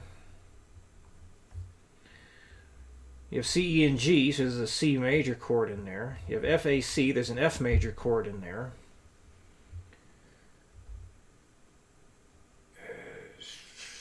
What the hell would that be? That'd be B, F, no B. So there's no D, so we can't have the B diminished. G, B, no G major either. So there's an A minor, a C major, and an F major chord within that. So, for example, we do have G and B, which are a third. Well, that's the start of a G major chord, but it doesn't have the D note, so we don't have a full G major. It'd be the G major dyad. Let's see what he says. They're not next to each other in the chord, Mr. Taylor got the E minor. but they're a third, so they're sort of a starting point. Of course, we don't have the D that would complete a G major chord, but sometimes, as I mentioned earlier, you might omit the fifth degree of the chord. So let's just pretend for the moment that this is a G major chord. Oh, is he actually going to call it a G13, no 5? So that factors in G and B. So how do we account for the other four notes? Well, in the context of a G chord, the F would be the dominant seventh, so that gives us G7. The A would be the ninth, so that actually gives us G9. G9. The C would be the 11. G11. And the E would be the 13. So now we actually G13. have a pretty logical looking chord, G13. Bam! Got it. And that factors in all of the notes. Woo! The only thing, as I mentioned earlier, is that we don't No have five. the fifth of the chord. He's going to So put we can omit just write 5? omit 5. Boom! And that gives us G13, omit 5. Of course, what will happen is if I give this chord symbol to someone, G13, omit 5, they're very unlikely to play it in this exact voicing, in this exact order of notes, because there's nothing in the chord symbol that's actually specifying the order in which the notes will be voiced. If I really, really wanted it to be voiced in this exact way, Oh, God.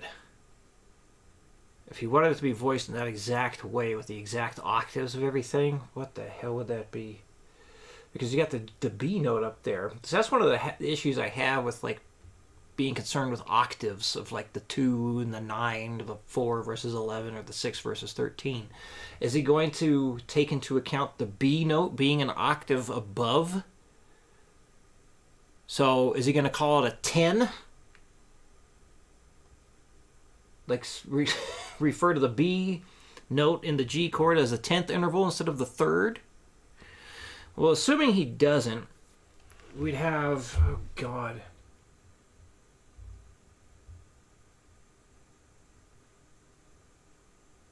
Fucking G7, add 2, add 4? Hell, I don't know. I might have to give myself a no tick mark on this one. What does he say? then my only option really is to notate it on sheet music. So G13 omit 5 is the most logical name, I think, for this set of notes. But as I mentioned earlier, particularly once you start getting into these weird selection of notes when they're not based on thirds, you can come up with all sorts of names that are technically correct. For example, we could label this chord as A minor 9, flat 13 over G. The A, C and E are our A minor, the G is the 7th, the B is the 9th, and then the F is the flat 13. And because G is the lowest pitch, not A, we call it /G. Or it could be C major 7, add 11, add 13 over G. You can sort of come up with any chord name you like, as long as it uses one of the notes in the set as its supposed root note. So for example, if I wanted to make E the root note, then this would now be an E minor chord with a flat 9 added, the 11 added, and a flat 13 added, and it would be over G. That's so much. I think just go with the G13 is nice and easy. Yeah, I mean, I get what he's saying with his other stuff, but man, that is really complicated ways of naming stuff. But again, whatever you consider the root note will determine how you spell out the whole chord name, or label the whole chord. All four of these names are legitimate ways of labeling this chord, and it's down to you, the person writing the chord chart, to decide what the most sensible option is. There we go. Basically, out of all that stuff, I got one thing wrong. Possibly 2, but I don't remember why I wrote down a second tick mark. Basically, I don't know what the alt meant. I've never seen altered thing before. So there you go. Well, good. Makes me feel nice about myself. Because I know my theory. Sweet. Well, we got like 18 minutes left of how long I was planning on streaming. I don't think there's anything else we should take a look at in the moment because, well, I'm going to make sure there's enough time. There we go. We checked out 2 videos. Started watching 3. The first one was just kind of meh. Didn't really feel like it was worth watching. Got lots of burnt stuff coming up. I think it's about time to call it then. So, let's see. It looks like we have currently 10 viewers right now. So, of our 10 viewers, who has any questions? Anything you'd like to discuss to finish out today's stream?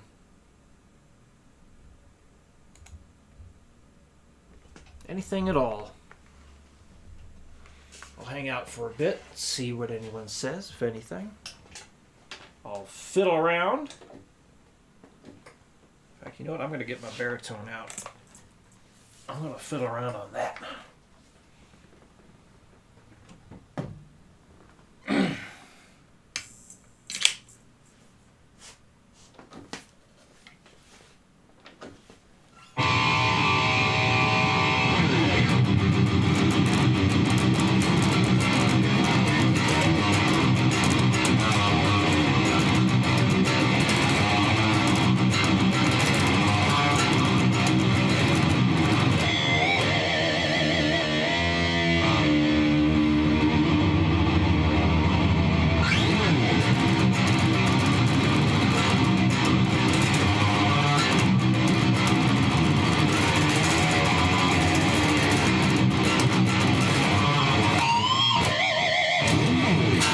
Question!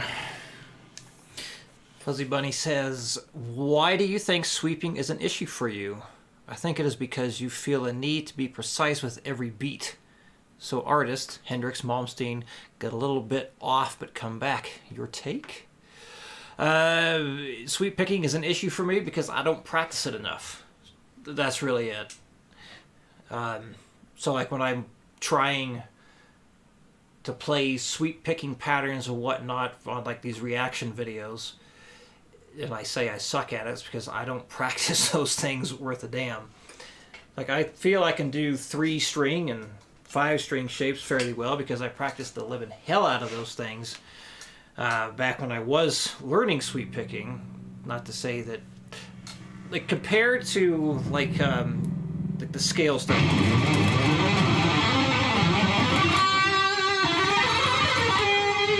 Like that's what I'm best at.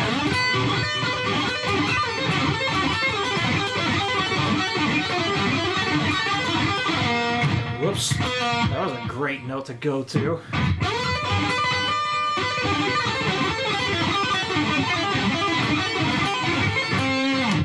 See, I feel that stuff is good.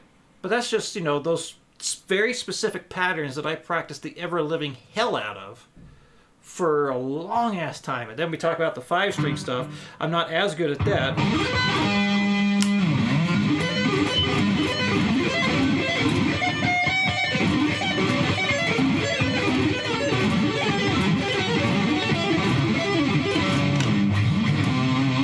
Stuff like that, again, I feel I'm okay with those because I practice the hell out of those very specific shapes. But when it comes to like doing things I'm not familiar with, like 6-string stuff, throwing in finger rolls, crap like that, yeah, I am not proficient at that. Could I become proficient at it? I think I can if I worked at it. But yeah, there are people much, much better at sweep picking than me. That's why I say I suck at it. Fly Pure, love that Schecter. It is not in drop D. This is in baritone, so it's B standard. It's got a longer scale length, So the neck is longer than a traditional 6-string guitar. So it's deep. And man, it's so good for just that heavy stuff. And like putting it on the neck pickup and playing, just fiddle around with this kind of thing.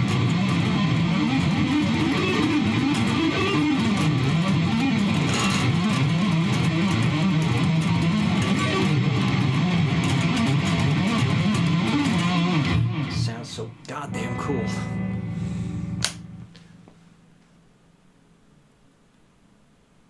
Well, thank you, Fuzzy Bunny, for saying so. The sensei. Well, that's kind of appropriate, wearing an Iron Maiden hoodie with Japanese-looking letters on it.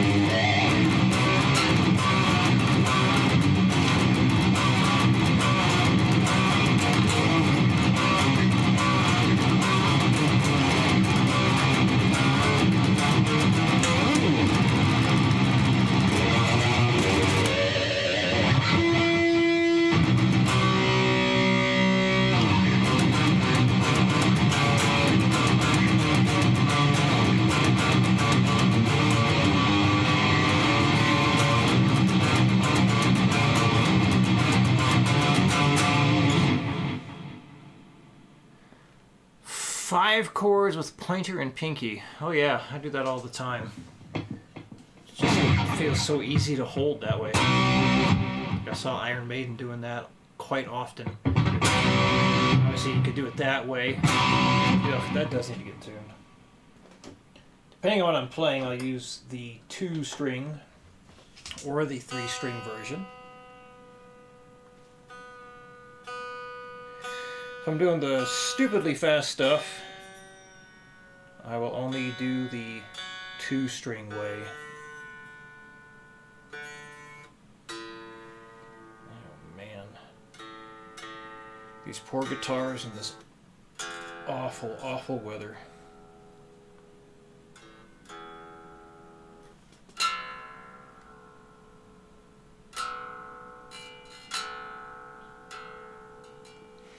And doing the 2-string one, I feel can really offer up some interesting capabilities of like changing the top note there.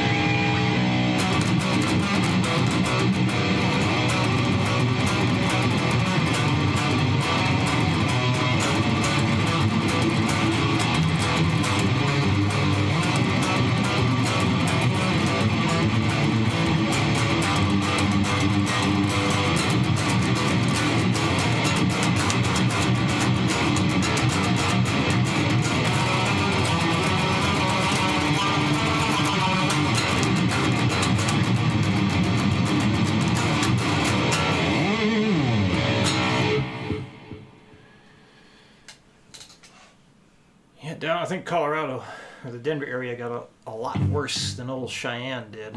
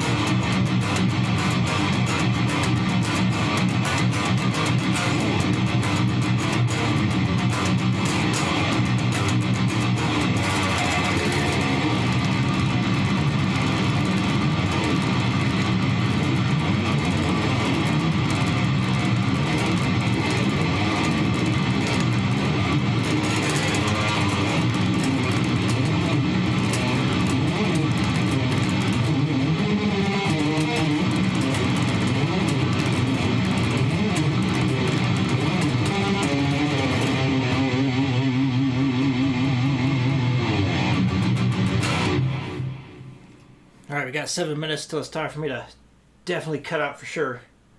Any other questions? Anything at all?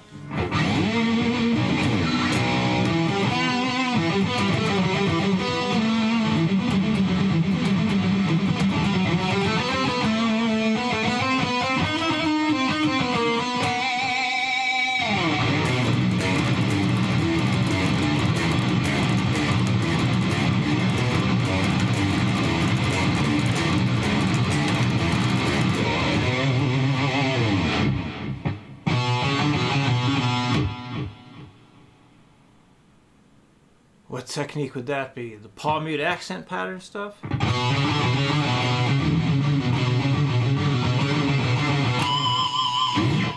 Just the Boss GT 1000. Just that. Speed picking. Metronome, metronome, my man. Metronome, metronome. Yeah, just the Boss GT 1000 into my Headrush flat range, full response amp. Such a simple setup.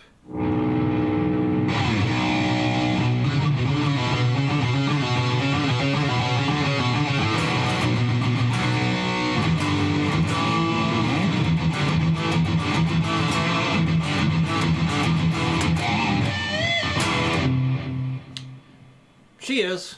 We got the thermometer yesterday, and she was 98.6. So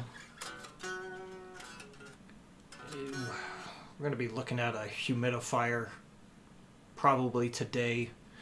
It could be a result of us having to sleep with the space heaters on and kind of drying up the room, because she feels like her throat just ends up being too dry. And it just seems to happen only at night, like when we're trying to sleep. So more reason for us to look forward to getting the hell out of here. It just still blows my mind that this thing was just built. It's like, what, 2022? And heaters are this god-awful? In this state? Freaking stupid.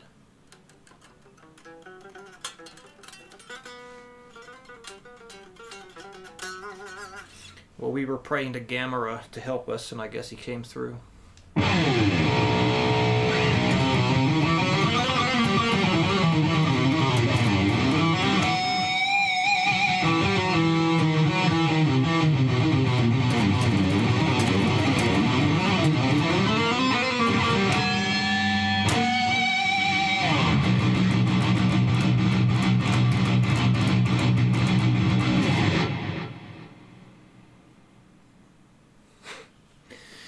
Yeah, the humidity out east is something else.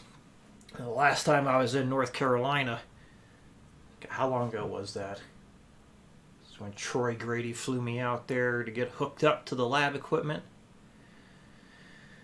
So what, 7, 8 years ago? Yeah, stepping outside, man, it's like walking into a sauna. The air is sticky. It's weird. Tell you one thing I do want to work on one of these days is taking gallops and reverse gallops to a different, or approaching it differently. Because like with the reverse gallop, always telling everybody practice it going down, up, down, down, up, down, down, up, down, down, up, down. But I want to take it further, see how much further I can go by getting used to going down, up, down, up, down, up.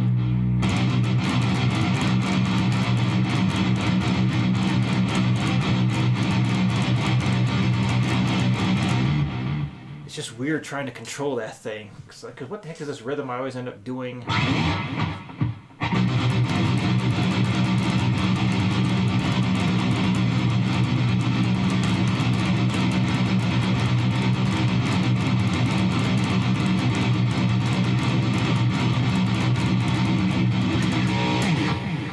That's a fun one to do.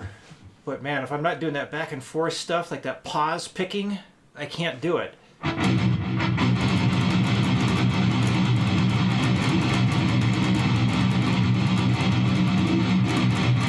Like as soon as I go into the reverse gallop the normal way, like I start to tense up a lot. because I have to keep skipping, missing that string for the Ghost Upstrum.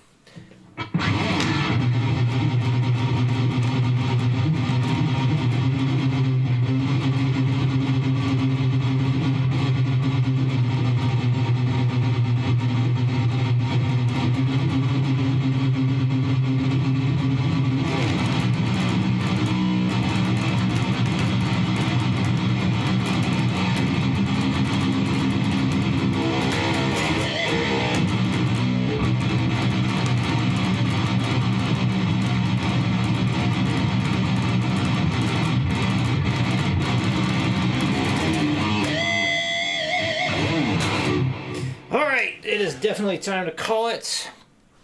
So thank you to everyone who came in and participated in the chat. Chad, good to see you again. Whoa.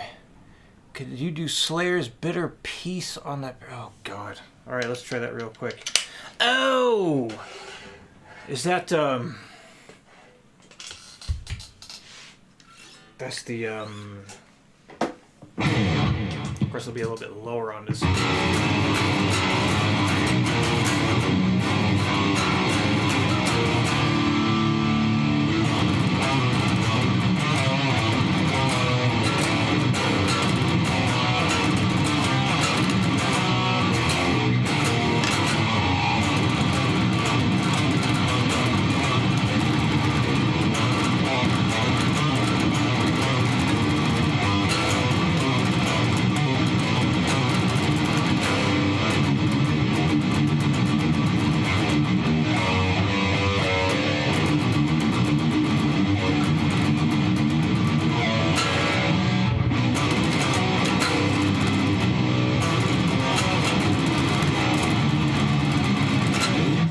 Something like that.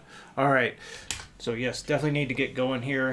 Time to eat. Go grocery shopping for the week. And I've had these headphones on far longer than I needed them on. Oh well. So yes, thank you everyone who came in and participated. Should be able to stream again next week. Let's